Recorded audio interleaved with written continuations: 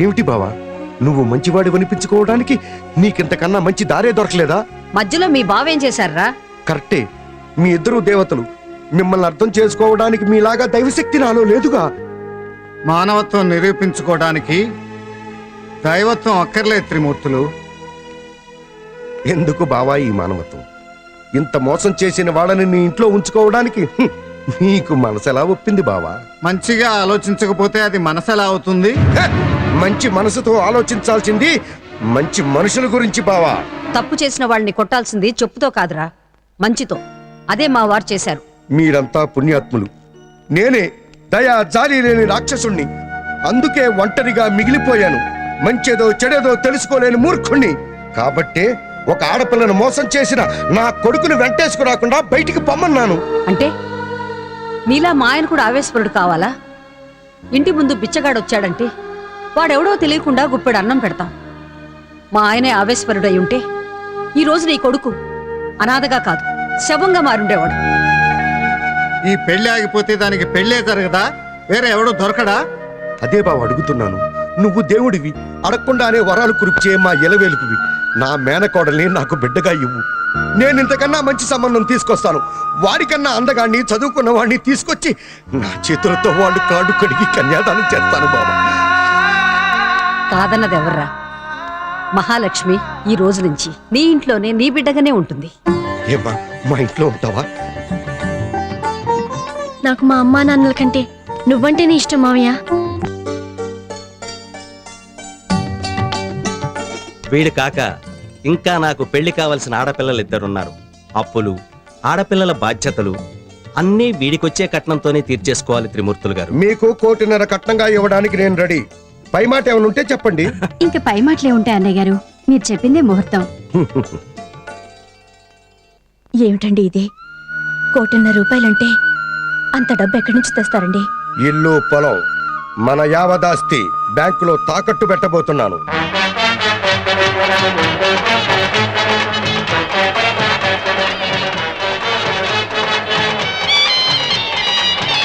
నమస్కారం అండి, బాగున్నారా? కూర్చోండి. నమస్తే.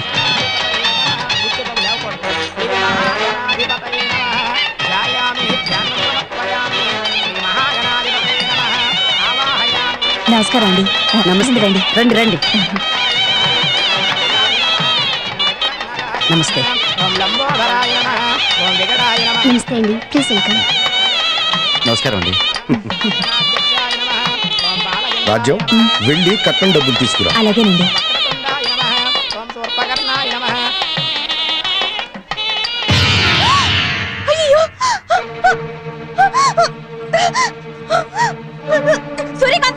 సూర్యకాంతం త్వరగా రా. ఏమిటి రాజు, ఏమైంది? 1.5 కోటి ఇందులో పెట్టాను, కనిపించడం లేదు. వీణా, ప్రియా, సుధా, తొందరగా రండి. ఎవడో ఈ కిటికీలో నుంచి వచ్చి దొంగతనం చేస్తున్నాడే. వీడి జిమ్మడిపోను, వీడి చేతులు. ఊరుకో రాజు, ఊరుకోమ్మా. అన్నయ్య గారికి చెప్పండి.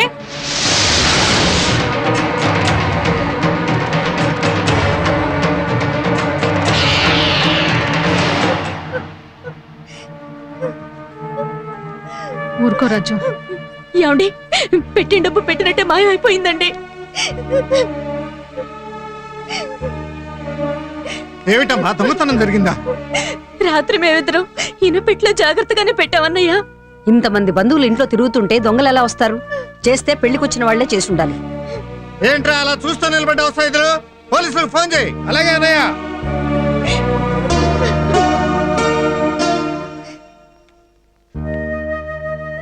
సుందరరామయ్య గారు, ఇంట్లో దొంగలు పడ్డారు. కట్నం డబ్బంతా పోయింది. మీ నిజాయితీ నాకు తెలుసు త్రిమూర్తులు గారు. నేను అంతే నిజాయితీతో చెప్తున్నాను. ఇప్పటికిప్పుడు కట్నం డబ్బు ఇస్తే తప్ప ఈ పెళ్లి జరగదు అని నేను అనటం లేదు. ఈ ముహూర్తానికి నా కొడుకు మీ అమ్మాయి మెడలో తాళి కడతాడు. కాకపోతే కట్నం డబ్బు ఎప్పుడు ఇస్తారో, ఎలా ఇస్తారో ఒక్క మాట చెప్పండి చాలు.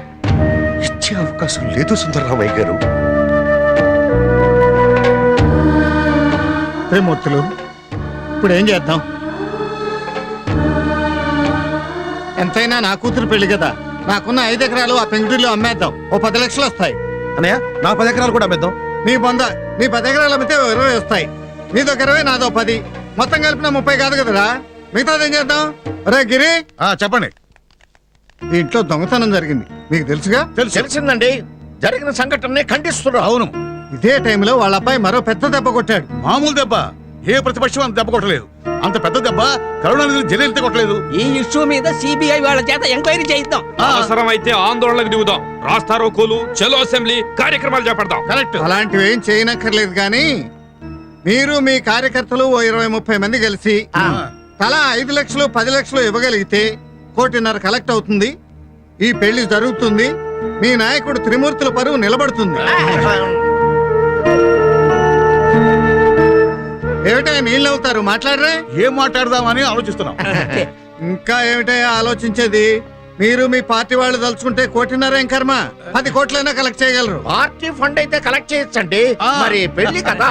కదా మరి, మామూలు పెళ్ళా? మీ త్రిమూర్తులు గారింట్లో పెళ్లి.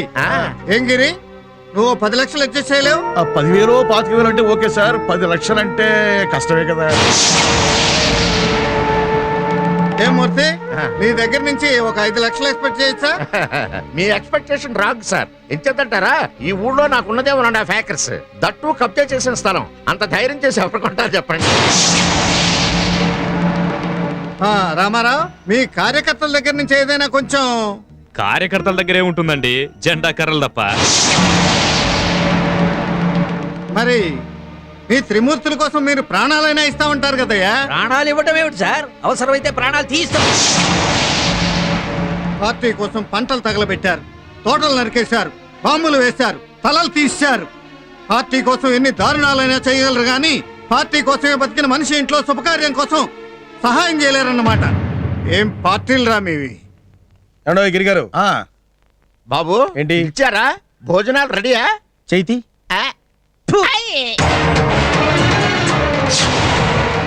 త్రిమూర్తులు గారు, నేను కవిత పెళ్లి చేసుకోబోతున్నామండి. అనాథని, అందరి ఆశీస్సులు కావాలి. త్రిమూర్తులు గారింట్లో పెళ్లి కాబట్టి ఊర్లో ప్రతి గడప ఇక్కడే ఉంది. అందరికి ఒకేసారి శుభలేఖలు ఇచ్చేద్దామని వచ్చాను. త్రిమూర్తులు గారు, ఆగో, ఇదంతా మీకు అనవసరం. ఇది నా పర్సనల్ మ్యాటర్.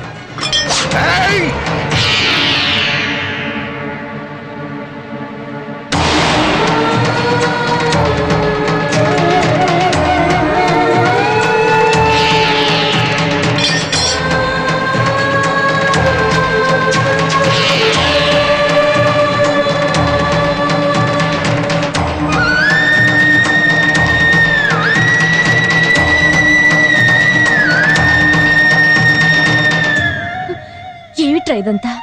రాజ్యలక్ష్మి గారండి, మహాలక్ష్మికి నాకు పెళ్ళండి. నా జీవితంలో మహాలక్ష్మి తప్ప వేరే అమ్మాయి పేరే తెలియదు. మహాలక్ష్మి లేకపోతే నేను బతకలేను.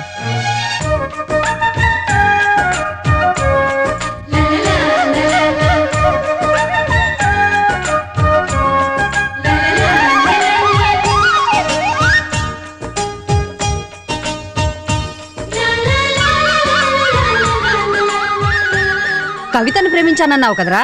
అదంతా నిజం కాదత్తయ్య. కవితకు నాకు మధ్య ఫ్రెండ్షిప్పే. మా ఇద్దరి మధ్య ఎటువంటి ప్రేమ లేదు.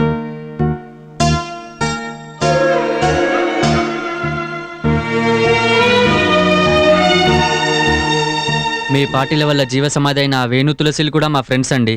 మేం క్లాస్మేట్స్ అండి. వేణు తులసి ప్రాణానికి ప్రాణంగా ప్రేమించుకున్నారు. తమ ప్రేమను నిజం చేసుకోవాలని వాళ్ళు ఎన్నో కలలు కన్నారు. కానీ వాళ్ళ ప్రేమ గురించి పెద్దలకు చెప్పడానికి ధైర్యం చేయలేకపోయారు. అందుకే వాళ్ళ బాధ నాతో చెప్పుకున్నారు. మీకేం పర్వాలేదు, మా నాన్నగారు ఉన్నారు, తప్పకుండా మీ వాళ్ళతో మాట్లాడి మీ పెళ్లి జరిపిస్తారని చెప్పాను నాన్నగారండి. కానీ మీరు కూడా రాజకీయాలకు తల వంచారు నాన్నగారండి. మీ పార్టీల వల్ల, మీ రాజకీయాల వల్ల మమ్మల్ని బాధ పెట్టిన మీ పెద్దల చిన్న మనసులను కష్టపెట్టాలనే ఇలా చేశాం. మీ చేత కన్నీళ్లు పెట్టించాలనే ఇలా చేశామండి. మా నాన్నగారంటే నాకు ప్రాణం. ఆయన మనసుకు ఉన్న ఒకవైపు పదును మాత్రమే మీరు చూశారు. కానీ రెండో వైపున్న ఆ బంగారు మనసు మాత్రం నాకే తెలుసు. ఈ రాజకీయాల వల్ల ఆ మనసు నాకు ఎక్కడ దూరం అయిపోతుందోనని ఇలా చేశాను. ఆయనలాగే ఆయన మనసు కూడా చాలా పెద్దది. కానీ ఆయన కళ్ళ ముందే ఓ ప్రేమ సమాధవుతుంటే ఆ మంచి మనసు ఏమైపోయిందా అని నా మనసు చలించిపోయింది. నన్ను ఇలా తీర్చిదిద్దిన మా నాన్నగారిని ఎలా మార్చుకోవాలని నేను కుమిలిపోయాను. ఆయన్ని పేరు పెట్టి పిలిచినప్పుడల్లా నేను గుండె పగిలేలా ఏడ్చాను. మిమ్మల్ని పేరు పెట్టి పిలిస్తే మీ ఆయుషే తగ్గిపోతుందండి. మీరు నిండు నూరేళ్లు బతకాలండి. మిమ్మల్ని నాన్నగారు అని పిలుస్తానండి. మిమ్మల్ని ఒక్కసారి నాన్నగారు అని పిలుస్తానండి. నాన్నగారండి.